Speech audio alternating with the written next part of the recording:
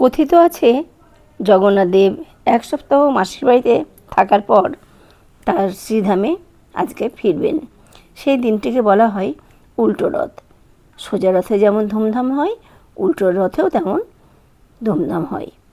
তো আজকে উল্টো রথ, বিদ্যালয়ে তো ছুটি নেই, তো ভাবলাম সমস্ত ছেলে মেয়েদেরকে আজকে নতুন ধরনের কিছু খাবার দেওয়া গেলে কেমন হয়।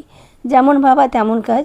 আমরা সমস্ত টিচাররা মিলে বাচ্চাদের জন্য আয়োজন করেছি পাঁপড় ভাজা আর জিলিপি।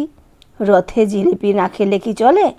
তাই সোজা রথের দিন তো বিদ্যালয় বন্ধ ছিল, তাই জন্য উল্টো রথের দিন আমরা পাঁপড় ভাজা আর জিলিপির আয়োজন করেছি। কেমন লাগলো আমাদের এই আয়োজন? আমাদের ছেলেরা তো ভীষণ ভীষণ ভীষণ খুশি হয়েছে তারা। আমরা সকলকে আজকে অনেক বেশি আনন্দ দিতে পেরেছি, ভালো লাগা দিতে পেরেছি। এই যে শিশুদের মুখে হাসি ফোটানো, আনন্দ দেওয়া, ভালোবাসা তাদের কাছ থেকে ফিরে পাওয়া, এটা আমাদের পরম পাওয়া।